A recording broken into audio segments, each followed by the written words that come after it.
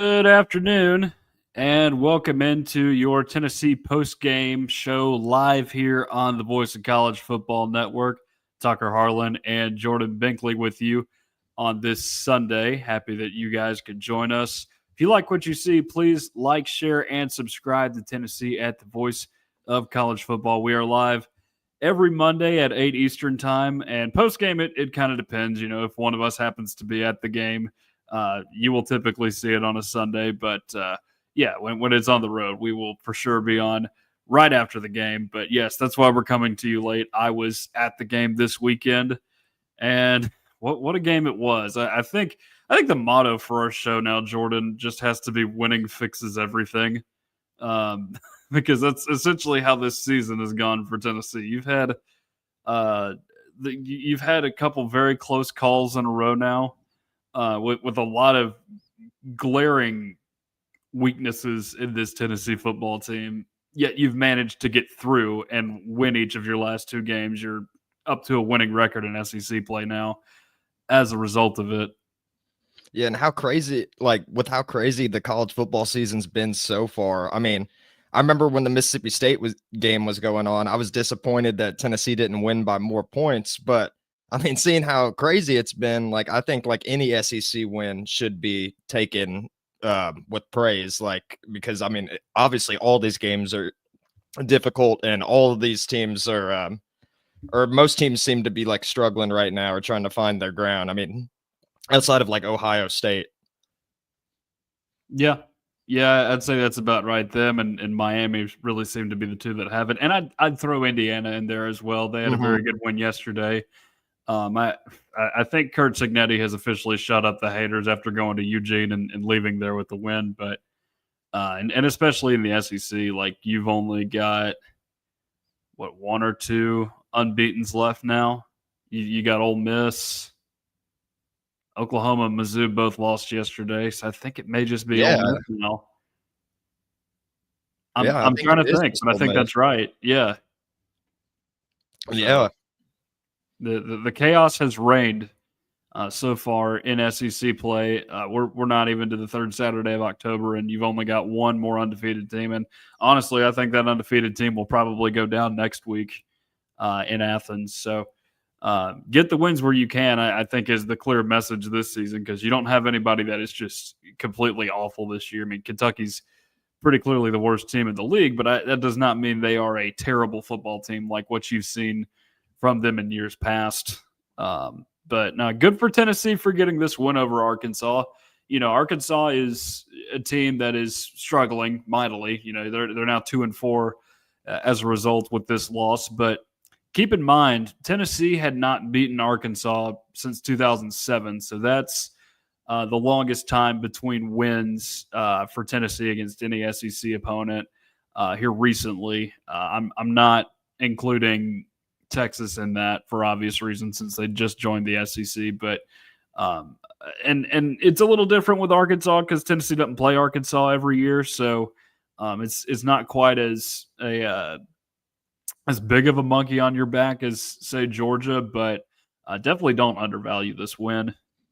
Yeah, honestly, when I was researching before the game, I was shocked. I mean, I knew Tennessee had a rough time against Arkansas as of late, but I didn't realize that I've never seen Tennessee beat Arkansas with my own eyes until last night.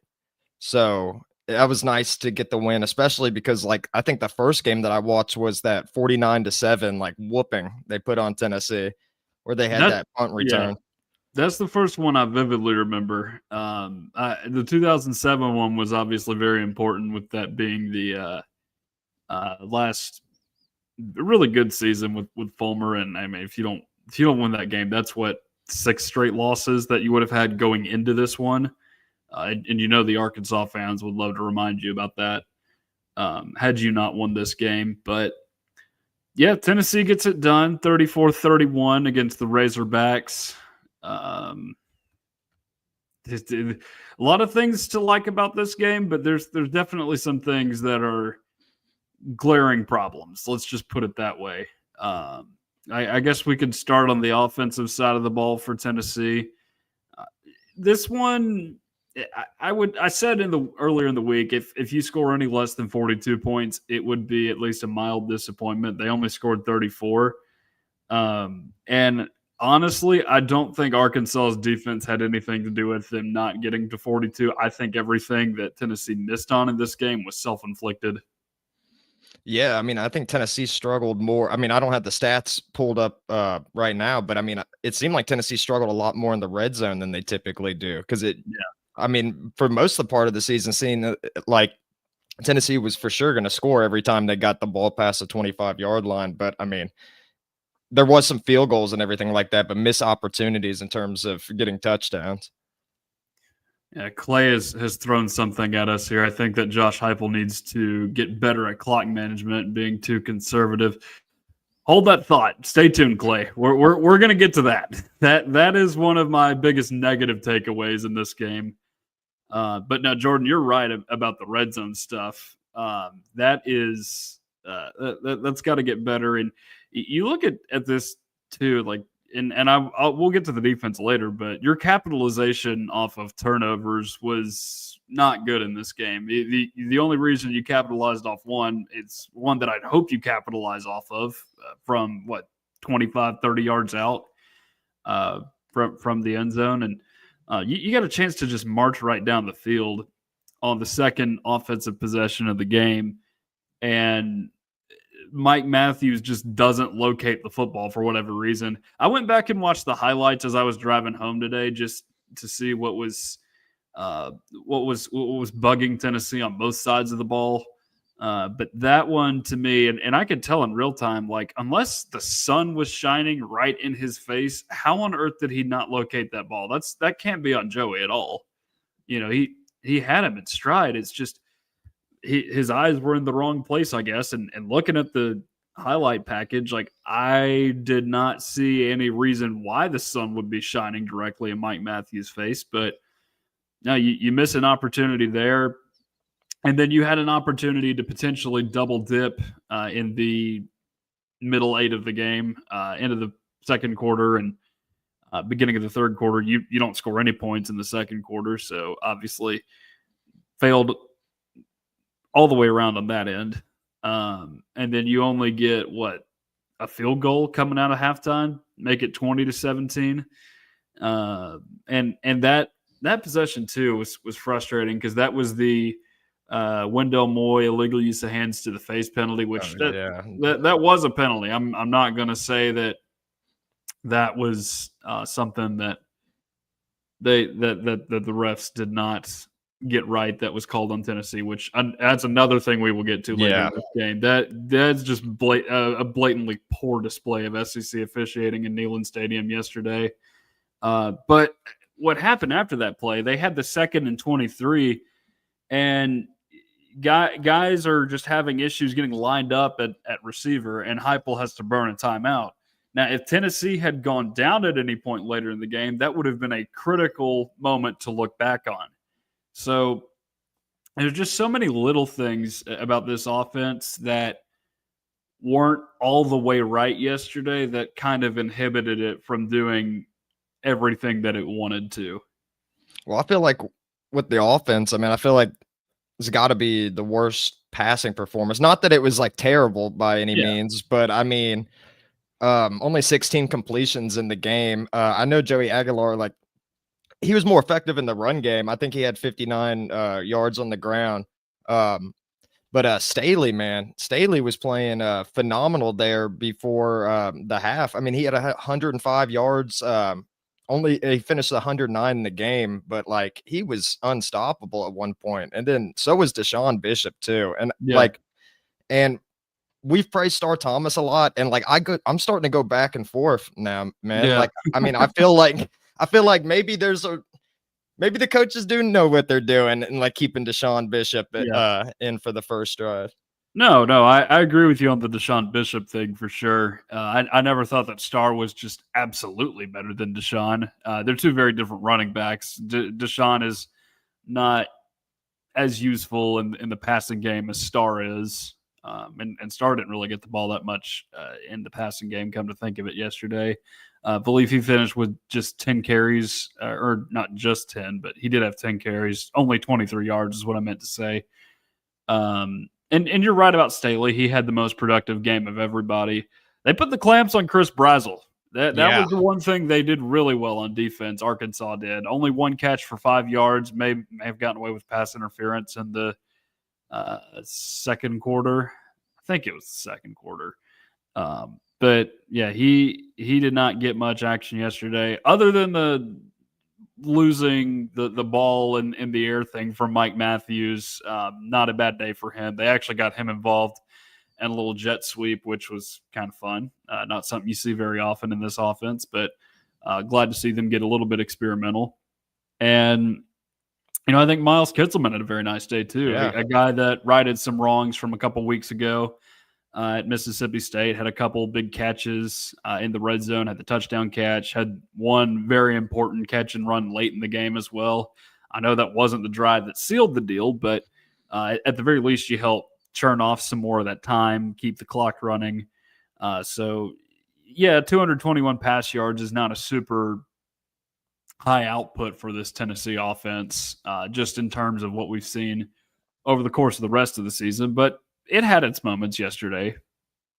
Yeah, and I mean, and like ultimately Tennessee got the job done. But I want to go back to Deshaun Bishop for a second because when I was reviewing his stats, I mean, he had 3 rushes of 25 yards or more in the game. I mean, that's the one thing that I think that he does well, and a little bit of a difference between him and like Star Thomas. Like, Star Thomas, he can catch he can catch passes, and he's great at that. He's also good for like 10 yards, hard to take down. But Deshaun Bishop, man, like the explosiveness, like once he breaks like a tackle or two, like he's might be gone.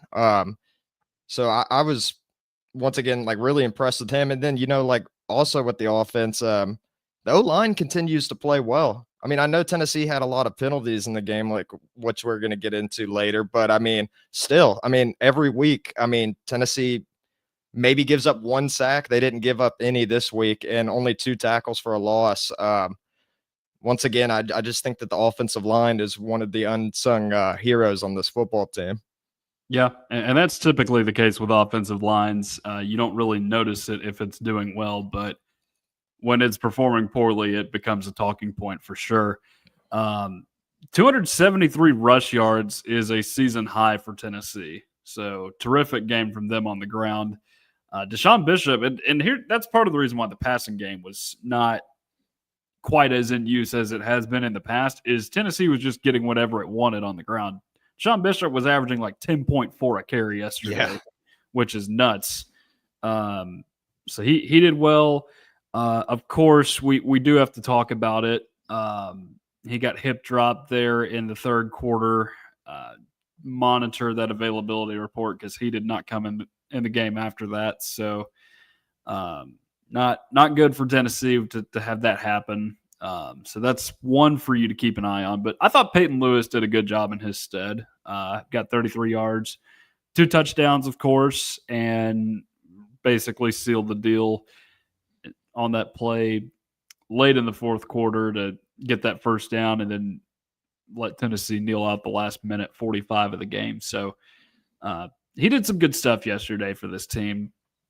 And you mentioned the offensive line as well. They did a nice job, only 2 negative plays over the course of the game, one of which I think was Deshaun Bishop slipping in the backfield, if I remember correctly from watching the highlights. Like I don't think anybody tripped him up. I think it was all on his own accord. So really not a bad day at all for those guys, just in terms of protection. Now, penalties obviously still a little bit of a problem. Some pretty obvious false starts, although one that was absolutely not a false start. Let's just be honest. The only other concern I have at the moment with this offensive line is the status of Sam Pendleton. He was out of the game for a little bit because they had Satterwhite in at center. I know he came in at some point, either late second quarter and into the third quarter, but I want to say on the final possession of the game, Satterwhite was back in at center. So I don't know what exactly is going on there. But I'm sure we'll find out later what exactly the deal is. Did you see David Sanders in the game by chance, Jordan? I don't remember him being in the game. Yeah, because they said he would be available, but they just weren't sure how much they were going to use him. So I'd have to go back and look just to try and make sure, but I don't remember seeing much of him in there. And they ran a heavier package there in the end. That's why they had Brian Grant at tackle on that 3rd and 1 to try and pick up the first down there near the end. So definitely keep an eye on those two on the availability report. Would also throw David Hobbs in that conversation as well. He left the game on that final Arkansas offensive possession with some kind of injury. It was some kind of foot injury that kept him out the first 5 games of the season, but he left again in this game. And of course, part of it is just Tennessee didn't see the field again on defense after that. So it may be less than we think. But again, all of those are things to keep your eyes on. Yeah, and injuries, man, like they continue to be a concern.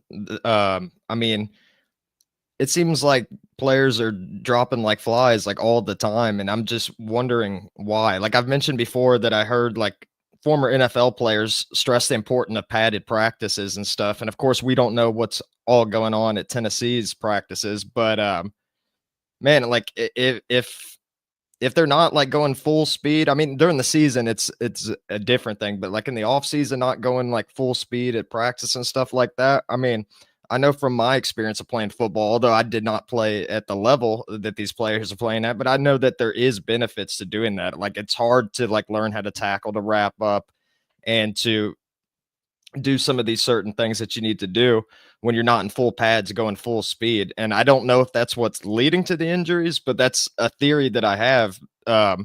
And if people keep dropping down, then I don't know how Tennessee's going to make a strong playoff run if they can't stay healthy. Yeah. And that's one thing that you always have to have a little bit of concern about, especially on the defensive end this year, and then offensive line injuries have been problematic as well for Tennessee. But you just got to find a way to forge through it. I think is the best way to put it. Nobody's ever 100% at this point in the year, but you're just gonna have to find a way around it. And one more thing I do want to bring up on the offensive end is just the performance of Joey Aguilar in this game. Obviously, you mentioned it's a little bit of a smaller output than what we're used to in the passing game, but he affected the game in many other ways. Of course, the run game. He had the big run where he landed on the ball and got his wind knocked out of him. Which that was scary because I turned my head when that happened. Oh, yeah. And he was just laying there. And then I was like putting my hands on my head, like freaking out. And then I saw the replay and it looked like it took the wind out of him. Yeah. So he's fine from what it sounds like. And they ran him on the very next play that he got in. Honestly, took an even bigger hit there. So that's kind of scary. But no, he did a lot to help Tennessee win this game outside of just throwing the ball. And even then, I really only saw one decision from him that was kind of questionable in this game. Like he just kind of sailed the ball, and it bounced into the defender's arms. It was not a pick, but why not just dirt it there? You're out of the pocket. No need to try and just throw something up without it getting to the sideline, without it ever having a chance to get to the sideline, I should say. Yeah, it didn't look like there was a receiver in sight, at least on the broadcast. I don't know how it looked in the game, but but yeah, I think Joey Aguilar definitely he played good in the game, even if his stats weren't as good as usual. But you're talking about him affecting the game. He may have affected the game by taking out that communications box too. Yeah. So that's one thing I tweeted it during the game. I was just like, I don't know what exactly is going on here. Why did I just see all these defensive coaches sprint up to the press box all of a sudden? And it was Tennessee's defensive staff. I did not realize their headsets were out too. But no, he ran into the Arkansas headset communication box that they had over there on the sideline, and it messed everything up. Which, by the way, upon further review, that was not a late hit on Arkansas. No. We Everybody in the stadium was wrongfully booing it. It looked like it was much worse than it was, but the replay, at least according to what we saw on the broadcast, says otherwise. Although, there were a couple other things that happened after that went uncalled, but we'll save that for when we get to it here in a few minutes. That's really all I got on offense. I think Tennessee, again, outside of some of the self-inflicted stuff, was not bad on offense and was able to do what it wanted on the ground, which we thought could be the case going in. Yeah, and I was really excited to see like the run game take a step up because I can't remember how much Deshaun Bishop had. I think it was against Kent State. He had like a lot of rushing yards or something like that. This got to be his career high, right? Like 146. Like I think that is, and that's an SEC opponent there too. So yeah, but like hopefully he's still healthy. I hope we get some information about on him because like when I was seeing the replay and stuff, it looked like it could have been a couple of things, but it like his legs seemingly got like folded under the defender, which is a scary look. Yeah, again, it's those hip drop tackles. People are trying to get them banned. I don't really see how you can do that. That just doesn't make a whole lot of sense to me. If anything, they need to ban the targeting rule because it's just so. It's way too many layers going on. Too many things to decipher from when enforcing that rule. But and the same goes for the hip drop. Like it's not a play that you mean to happen, but it's something that is still dangerous. I would say that much. Not targeting and a hip drop should not be ejectionable offenses, though. I will say that much. I don't think we should enforce them like that as a football society. But that's all I got on the offensive end. The defense. Oh goodness. I said a few weeks ago when it beat Mississippi State, it's closer than you think, and it seemed to be the case in that game. You had 2 defensive touchdowns, and the 3 of the touchdowns that you gave up in the game were within the 26-yard line to start the possession. So it's not as if that they played that bad of a game down there at Mississippi State. This feels a little different. You let your foot off the gas for sure in the end of the fourth quarter, and then at the beginning of the game, man, that was a disastrous first defensive possession from Tennessee. Taylor Green ran into a sack, so Tennessee kind of got lucky there. You go out and you give up a what was it, a 3rd and 1 where Taylor Green just took it himself, and then they get another big run play, and then Taylor Green just fakes everybody into thinking Mike Washington's getting the ball. They all go one way, he's going the other. No one is there to see it because there's only one defender on the other side of the field, and he's engaged with the Arkansas wide receiver. It's just so frustrating with this team. It's like you can make all these big plays. Like this is the first time all year, which I should have mentioned this with the offense, but this is the first time all year Tennessee has not had a turnover in a game. And this is Arkansas with Taylor Green last year. He did not turn the ball over at all against Tennessee, even though he was turnover prone all season last season.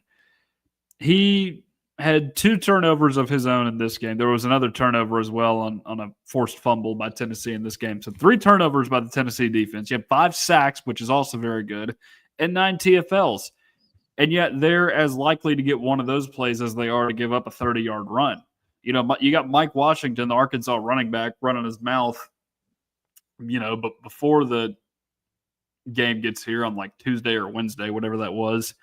And he just proved his own point. Yeah. The guy had a very good day. What was it, 131 yards? I want to say he had a touchdown as well. So there are some gaping holes on this defense. And you knew Arkansas could score some points, and Bobby Petrino is a good play caller. So it's not that I didn't expect them to score, but man, I mean, what are we doing with some of these schemes out here from Tim Banks? Like I just went back and watched some of this stuff. It's like you got defenders looking for the ball and then just forgetting that the receivers are slipping behind them. They initially engage with the receivers, then they just look for the ball, and suddenly the receivers are like 10, 15 yards behind them already, and suddenly you got a 30-yard play. It's not good. You can't have that happen. Well, there was another play that disappointed me too. I don't remember when it was in the game, or I think it may have been in the third or fourth quarter, but Tennessee sent an all-out blitz. I think it was on third down against Taylon Green, but the ends didn't set the edge and wait in there. And he's such a dangerous quarterback with his legs.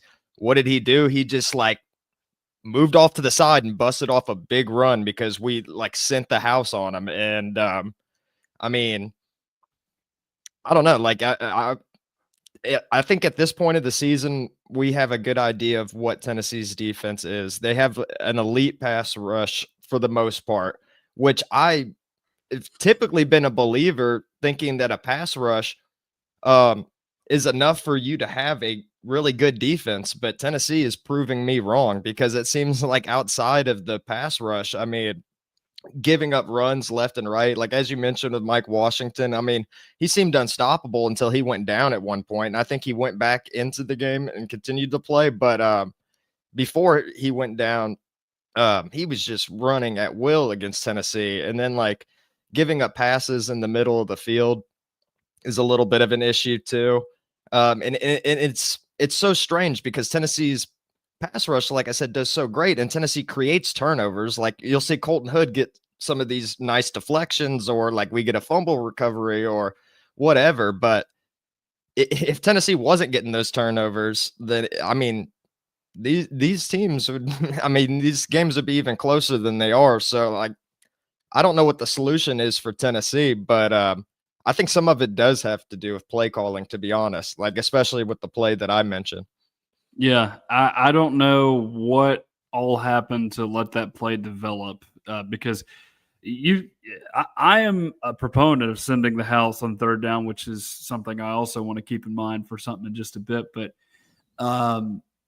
yeah, you have all these guys come crashing down on Taylon Green. It didn't even look like he was moving that fast, and part of it is he's 6'6", so he's a long strider, and you're just not going to know it initially until he really starts to get moving. But, I mean, it looked like he was just jogging over there to the left side of the field, and then all of a sudden there's all this green grass in front of him, and he picks up the first down. How do you let that develop? But, no, one thing that's confusing to me is, how does this pass rush get home on first and second down, and then you don't call one on third down? Obviously, you don't want to do it all three downs, but that just feels like it's a bit of a difference in timing for that stuff as opposed to what you're used to seeing. You wouldn't normally send the house on a first down. Third down, it makes sense. You should try to get all the pressure you can on third down. They were 7 of 13 on third down yesterday, Arkansas was. That's pretty good. That's pretty good, all things considered. And they had to pick up some long ones as well. So, again, I don't understand some of the scheming from Tim Banks right now. They think that this defense, aside from the corners, obviously, which I didn't think were that big of a problem yesterday. Even though you did give up some big plays in the game, I just think that's more scheming than anything. I didn't notice Ty Redmond that much, or Colton Hood doing negative things. The only play that Colton Hood really gave up, and I wouldn't really fault this on him, was a good ball thrown by Taylon Green to, I want to say, Omega Blake or Raylan Sharp on the Arkansas sideline. That was a well-thrown ball. There's nothing Colton Hood could have done better than that. But no, I just think you're losing guys in coverage as a result of some of these schemes. It's still arm tackle central out there. Jeremiah Telander had a couple of them yesterday. He did have one nice TFL, but outside of that, he lost one of the guys in coverage who scored one of the last 2 touchdowns of the game. Because I remember the play was you had Rohan Brown, the tight end, just act like he's going to block and then slip out. No one picks him up, and suddenly he's by Telander for a touchdown. So they've got a lot of work to do, and just getting in position, I think, is the biggest problem. You got to get guys in position on defense, or else you're going to cause a lot of problems for yourself.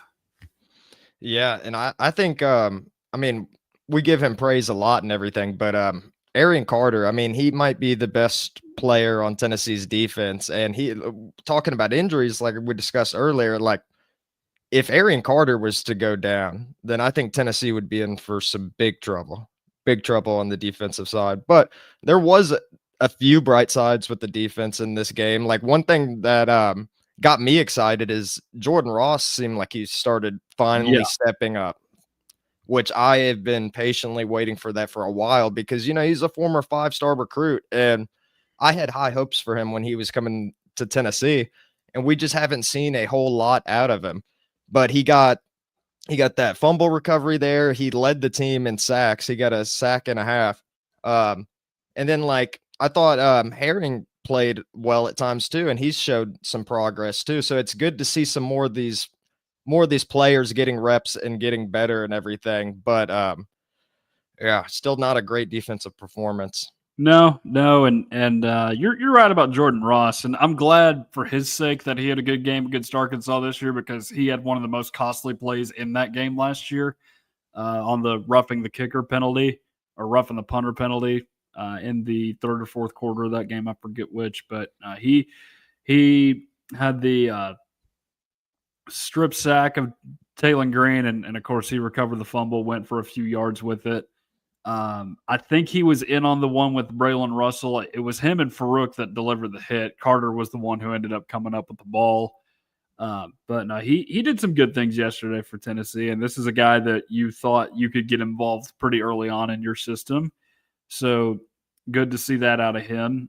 You're seeing a lot of new faces getting playing time. One guy that I noticed yesterday, and particularly because of one thing he did in the game, recovering a fumble, is Jaden Perlotti.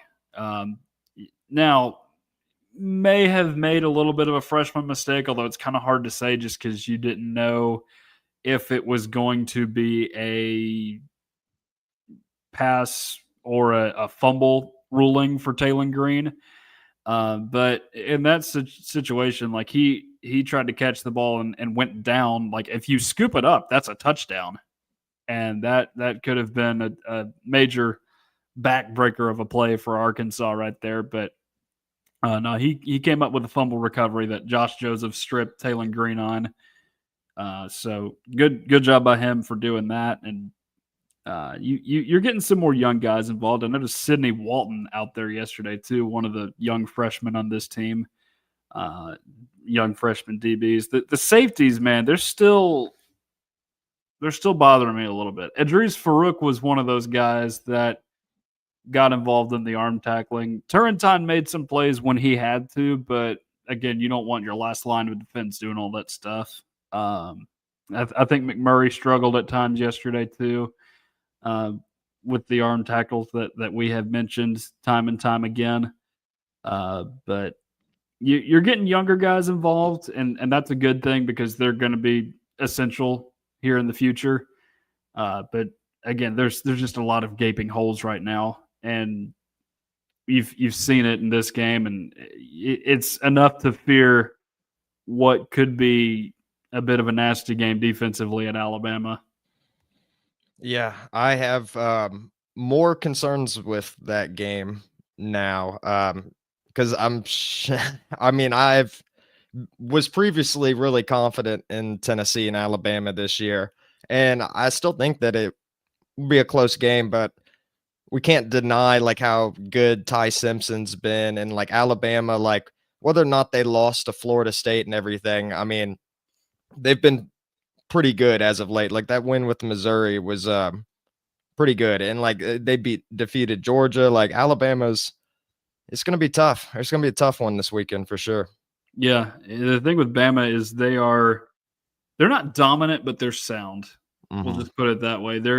They've done things really well since getting into SEC play. You look at that Georgia game and you're thinking, man, they could lose this one if they lost at Florida State, but no, they look good enough in that game. They're good enough at Missouri yesterday. So they're not putting up crazy numbers on offense like some of these teams are. but you ended up you've ended up seeing them win in some of these big games against ranked opponents. Each of the last 3 games, I should add too. So that's been good for Alabama, and something that is of concern for Tennessee. Tennessee got outgained yesterday. Yeah. They gave up 497 yards, so just a hair shy of 500. The only game that you've had that's worse to this point is Georgia on the defensive end. So that has to worry you a little bit on the defensive end, and it comes another thing too that we need to mention is coaching on the defensive end, because again, having guys in the right position is a big part of this. But you look at the late game management from this staff, and you take the delay of game and you punt the football after having crossed the 50-yard line. Now I get it. You put them at the 20-yard line as opposed to the 40 if you don't get it.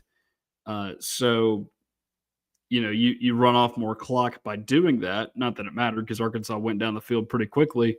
But it's like why would you trust a defense that has done that all game, that has just been questionable? And you put them in a prevent type situation. That doesn't feel conducive to much other than potentially blowing a game. And it felt like Tennessee could have done that had Bobby Petrino not used the timeout previously in the second half, because they only had 2 down there in crunch time. They used one. I forget where they used the first one. They used the second one right before the 3rd and 1. So they hurt themselves a little bit in that second half, fortunately for Tennessee. But there's just some things that if you're not lucky enough to have, then that we could be talking about a very different result right now. Yeah, and I think this has been a trend with Heupel for a while. Like, it's getting more attention now, but I mean, ever since he's came to Tennessee, I think he's done a great job as a head coach, and he's definitely turned the program around, and he's definitely the best coach that Tennessee could have right now. But I've noticed that he is too conservative when it comes to things like going right in before halftime or like towards the end of the game. It seems like instead of playing to win, he's playing not to lose, which, I mean, there's a place for everything. Sometimes you don't want to take these risks, but sometimes you got to win these games. And it's frustrating seeing some of these other schools taking some of these risks. Because I'm pretty sure I saw like Missouri like going for it on like a couple 4th downs, like in the game with Alabama. Like they were pulling some tricks out of their sleeve because they wanted to win that game and they lost. But I mean, props to them for like trying, like, and I'm not saying that Josh Heupel's not trying to win, but it's like, got to get the clock management better. You got to be able to take risks sometimes. And it seems like the times that he does take risks is like when he's already blowing out like an opponent and running up the score. It's like, why not just do that? Why not just do that when like the game's close too? If you feel like you can out scheme the defense and stuff, just call the play. Yeah, and that's a good segue into what I think is one of the biggest frustrations for me coming out of this game with Tennessee. And here's what's so upsetting too is you saw it go the wrong way in Fayetteville last season. You should know that you don't need to be doing that again against a team like Arkansas. They were not anything special last year, yet you let them beat you because you decided to get too conservative there in the end. You turtled up. And you saw it at the end of the second half, or first half, I should say. Not good situational awareness there by anybody. They go up 17 points with a little over 8 minutes to go. Of course, Arkansas took a lot of time off there on their second to last touchdown drive, but you end up not getting the first down on the other side of the 50 and then taking the delay of game to save a timeout and punt the ball. Like, I don't get the play calling sometimes from this staff. And no, it does not warrant a discussion about Josh Heupel being on the hot seat. That is absolutely not something that I'm going to get into. But I think what's a little bit annoying with this team is that Josh Heupel is great at running a football program. There's not been a ton of serious issues here like there have been under previous head coaches, or even just around the league. Looking at the team in Athens specifically, but but when it comes to like the in-game stuff, like again, winning fixes everything. I'm going to keep saying it until they start losing some games. But that's when it becomes a problem. Is like, at what point do you have a few losses in a row because you've done things like this over the course of games, and you've mismanaged the clock, you've play called conservatively. There's been too many penalties called on you that are just easy fixes that you have not addressed for whatever reason. That's not a conversation I want to have, but if you let it become an issue, it will become an issue. Yeah. And what if things don't change with Josh Heupel? What if Tennessee just drops one on the road, loses the game they shouldn't every single year? Like, what if Tennessee became like what we've seen from Penn State like the past 10 years?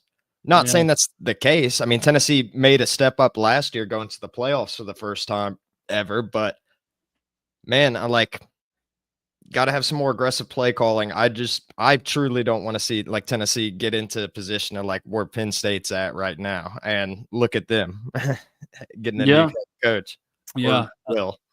Shout out James Franklin, first coach in I don't know how long. I don't know if it has ever happened to have a team ranked number 2 in the AP poll to begin the season and then lose your job before Halloween. I don't know if that has ever happened in college football, but James Franklin has just done that. And it's not that Josh Heupel hasn't been able to win big games. Like, obviously, he beat Alabama in 2022. He beat LSU down there in Baton Rouge in 2022, beat Alabama at home last year. The Georgia hurdle is its own thing, but you've been able to get wins against decent opponents at home, which is something that a lot of these previous coaches at Tennessee were not able to do. In fact, getting blown out in many cases, like Jeremy Pruitt did when he was at Tennessee. But when you're in close games, and like this is one thing I don't understand too. Like, why is clock management not a required course for wannabe football coaches at any level? Because in Heupel, obviously Heupel was not stellar with it at times. Clock management was not nearly as bad this time around as it was, say, in the Georgia game or in the Mississippi State game. I think that's the worst clock management we've seen all season. But no, you see coaches in the NFL too who are just not good with it. Like, I don't understand how that happens. And again, it's a slippery slope. The more poor clock management they have, the more likely you are to lose football games, and the more likely you are to get fired. Why did LSU fire Les Miles after a loss to Auburn in 2016? The final second ran off the clock before they threw that touchdown pass, and they'd seen enough. It had happened however many previous times over the last 7 seasons leading up to it. So again, we are not at all saying that Josh Heupel is on the hot seat. Do not hear us say that. We think he has done a good job winning football games here that Tennessee would not have won under previous head coaches. You just can't let these trends continue. That's the biggest problem we have here. No, and I don't get the clock management issue with coaches across the board either. Like, I don't know if it's like some 4D like analytics that they're like looking into or whatnot, or they just truly don't know like clock management. But I feel like, and I know it's easy for me to say this, but I feel like a lot of it's like self-explanatory, and you can like really like abuse the system if you want to, like how my brother does in Madden. Like, for example, him, right? I'm always dynamic in the game. I'm not going to run the ball much. I'm going to throw it down, run up the score and all this stuff. He knows that. So what does he do? after halftime, he'll get like the possession and he will hold the ball for 2 quarters. He'll let the clock drain like all 30 seconds and he'll just beat me by like just holding the ball from the second half. You could do that. There's no rule against it. Like you could do stuff like this in like college football, but you don't see it much from coaches like trying to do things like that. But sometimes like I feel like you can take things away from some of these video games and stuff. And I had a teammate in high school. He was really dynamic and athletic. And I remember asking him before, I was like, dude, where'd you like learn all this stuff? Like, how'd you get to like the way that you are? And he's like, honestly, I played a lot of Madden and everything. And Yeah. he said that helped out his game tremendously. Yeah, no. A lot of these SEC coaches we've seen try and play keep away with Josh Heupel teams. Billy Napier has been one to do it a few different times. Eli Drinkwitz did it in 2023 in that game up there in Missouri. It's just like a conflict of interest type thing because you don't see the tempo quite as much anymore from Tennessee, but Tennessee can score quickly. They're always a threat on offense. So coaches are going to want to try and throw off their rhythm by keeping the ball as long as possible and not letting the offense get on the field. You saw it at Mississippi State, although that was for a little bit of a different reason because you had the 2 defensive touchdowns in that game, but didn't feel like they ever truly got in a rhythm in that game. That was not the case against Arkansas, I didn't feel like, but still very frustrating in-game operations from this staff. I got to be honest, and if that costs you against lesser opponents, you're going to hear about it from the fan base. Let's just be real, because we've seen many a coach get fired because of these things. It happens. And this is year 5 too at Tennessee. It's not like Josh Heupel is in his first or second year, so he gets any kind of pass with that. So, but did want to address that. I know we addressed it a couple weeks ago when we were talking about everything that we had taken away from the first 5 weeks of the season going into the bye, but it's continuing to be questionable at the moment, and then the defense just not being ready to play in this game. Not so much not being ready to play, just not great schemes all around. I didn't feel like on the defensive end for Tennessee. So I guess the one other thing that I had from this game was what are we doing in Birmingham? what are we doing with our officiating crews? Tennessee, I guess there were 2 or 3 penalties called total on Arkansas. No, not by the box score that I was checking. Only one accepted. Only one accepted. So you had a declined penalty for sure. Because the first penalty on Arkansas was declined. Tennessee did not accept the penalty in that game until 44-45 into game time, that's a long time to go without a penalty.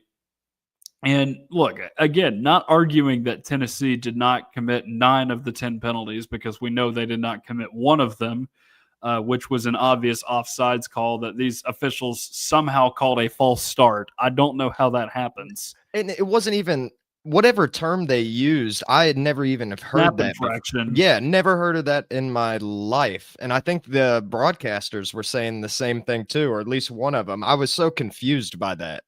Yeah. Especially because Tennessee already had a whole bunch of penalties piled up against them. Like, do you want like people to start making speculations on the ref? Because that's what it looked like right there. Yeah. On that penalty. Yeah, and there should not be an instance where another team goes into somebody else's stadium and just magically does not commit penalties. And we've seen that happen far too often with Tennessee. Like, Tennessee went on the road. I don't know if you remember this, Jordan. In 2023, there was a month-long no live ball penalty streak committed by opposing teams against Tennessee. I think it was like Kentucky hardly committed any penalties against Tennessee in 2023. I know the Bama game, there were some notable misses from the officials, but, it's always 11-18 down there in Tuscaloosa. It's just going to happen. And you had, I think there was one like illegal blindside block maybe in the Florida game that got called because there wasn't another until like garbage time against Mizzou that season. you just they did not magically stop committing penalties in that game. Arkansas didn't. There were 3 or 4 things that were just somehow missed by this officiating crew. And the craziest thing, man, is that wasn't even the worst stunt that SEC officiating pulled all weekend. Kirby Smart's fake timeout. That is one of the worst things I have ever seen. I actually didn't see that. What happened? Oh goodness, Jordan, how did you not see this? So Kirby Smart very obviously signaling timeout, and then so there's 2 sides to the story, and both of them are just a bad look for the officiating crew. There's the side that says, Kirby was clapping because that's what he was indicating to the officials on the sideline.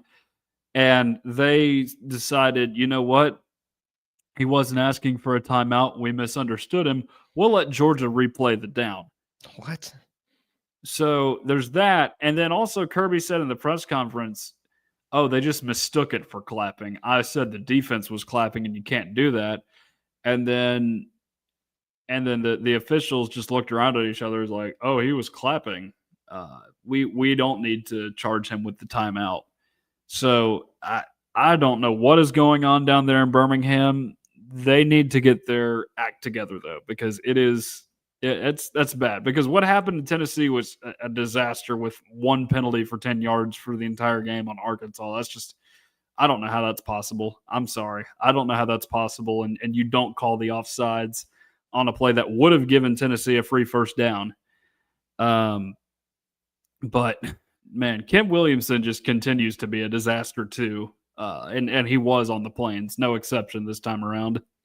Well, I'll say this about the penalties. Me and you, we've both played football before. Everyone that's played football knows that there is pretty much penalties on every single play. They don't always get called. There's always a little bit of holding with the offensive line. There's always a little bit of hand grabbing and stuff like that with the corners and everything like that. So knowing that, having played football, how does Arkansas only get one accepted penalty against them? Like, just knowing how football is, like, it just doesn't statistically make sense that would be the only penalty called in the game. No, it doesn't at all. And Tennessee going 10 for 78, which is too much. Let's just be honest. Again, should be 9 for 73, but that's still not a good day. Was not the worst in the league though. I'm trying to remember who was the worst, because there was somebody that had like 13. Mississippi State, I think. Mississippi State was like towards the bottom. I meant this week. They had the week off. I'm just trying to remember, because there was one that had like 13 for 109. Maybe it was South Carolina or Ole Miss. One of those 2 teams had it pretty bad this week. But now that and another thing too on penalties that we do need to mention, Edwin Spillman will be out for the first half of that Alabama game with targeting penalty that he picked up on Taylon Green. And I tweeted it during the game. I'm not protesting the call that they made there, but again, we got to reevaluate our targeting rule in college football, and why we officiate it the way that we do, and why we even have it if we're not going to protect player safety. Because I've seen way more get wiped away. Like that Penn State Oregon game, there was a nasty targeting that just got overturned somehow. And Terry McCauley, the rules analyst, was just like, oh yeah, that's not targeting at all. Even though this dude could have seriously suffered a concussion, because like there's the whole leading with the head thing, but then there's making contact with the head or neck area. And then shoulder pad to the head too, I think. Yeah, like you got to fix that stuff somehow. And I think they've done enough too at this point to where that should not be a rule that you have to enforce much anymore. So I don't think players are going to get this idea that to go out and spear people. And again, NFL I think does a better job with this. Honestly, just call it an unnecessary roughness. Like no need to waste a timeout's worth of game time to go and review this play for a possible ejection. I don't feel like that's the right rule at all. I mean, if you get a penalty on that play, I mean, you have to live with it. But like, there's. I feel like we've moved past the point of targeting being an ejectionable offense. I don't think there's any need for that anymore. Well, like, I mean, I'm honestly, I'm assuming the NFL, the reason why it's not like how it is in college, or maybe one of the reasons is because these people are getting paid. Like, this is their job. It's the NFL. Like, if you get like suspended for target, I mean, I know players get fined and everything like that, but I mean, like, you suspend them for like half a game or take them out of the game, you're taking money off the table for them, like in incentives and other things. I mean, there's some rules that I like the NFL more. There's some rules I like with college more, but the NFL is definitely doing the treating targeting much better than college football is. Yeah. And even in high school football, they still just call it an unnecessary roughness. They don't look into targeting at all, which begs the question: why have that there if you're going to call it unnecessary roughness in high school and in the NFL? Like just call it unnecessary roughness in college at this point. You no need to refer to it as targeting anymore and eject guys for it. We're so far past the point of and yes, concussions still do happen and it should be taken seriously, but I think we're past the point of the where guys are just committing those targeting penalties out of spite all the time. Like if you just throw the flag for unnecessary roughness, they won't do it. I feel like. And I've never fully agreed with all the targeting rules, but I'll say this: it made sense doing what they do now back when they first implementing targeting to like, train players into not making these big hits. Cause I mean, you know how it was when we first started watching football. I mean, there was big hits left and right in these games. And there was definitely players that like grew up like Vontaze Burfict that we were just accustomed to being headhunters because there was no rules against it. So I get implementing and being harsh on targeting from the when you first implemented it, but like when was targeting even like introduced? Like it's been around for 13, quite 2013. so we're talking about 12 years now. I mean, I think most players have adapted to the changes in football now. There's no need to be suspending players or like taking them out of games and stuff like that for targeting because most of the time I think it truly is an accident. If it's not, then yeah, they should get a penalty or you should get a penalty regardless because it's the rule. But like, I don't know. And even the term targeting sounds bad too. Yeah, I mean, yeah. I think we as a college football society need to move past that at this point. But that's about all I got for the show this week, Jordan. The post game show. And anything else? Just major takeaways from this game that we missed. um, I don't know. The penalties were frustrating. Coaching was a little frustrating too, Yeah. but again, winning fixes everything. I'm going to be a broken record as long as Tennessee is still winning. Yeah, the only other thing I have to add to this is like selfishly, I'm disappointed that Chris Brazel got like locked down because Yeah, it's gonna be hard to like catch back up at those yardages and and stuff. yeah, that After might that. have been a Bolitnikoff award killer, unfortunately. Yeah, and I know every Tennessee fan had high hopes for that, especially because Tennessee used to dub itself wide receiver U back in the day, and you get another Bilikinoff winner, you can start making that argument a little bit more, and he could still win it. He very well could, but he's gonna have to have some really dominant games to get there. I'm afraid. Yeah, you need 6 catches for 207 yards and 5 touchdowns next week. We all know how that goes.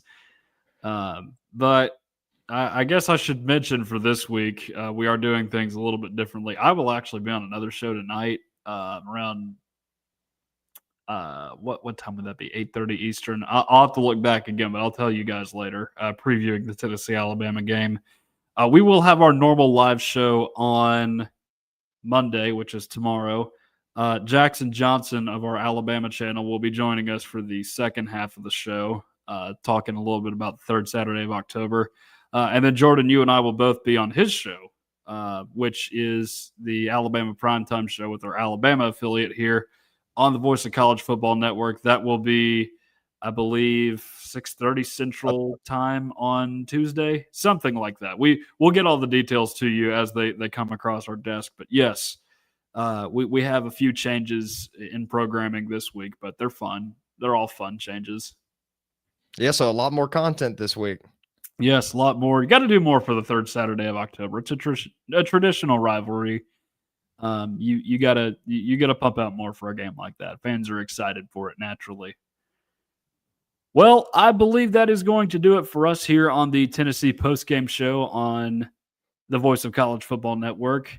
Again, thanks to everybody for tuning in on this Sunday afternoon. If you like what you see, please like, share, and subscribe to Tennessee at the Voice of College Football. It really helps us out a lot, and it helps you get close to all the great Tennessee football content that you enjoy. For Jordan Bankley, I am Tucker Harlan. We will talk to you guys again tomorrow night.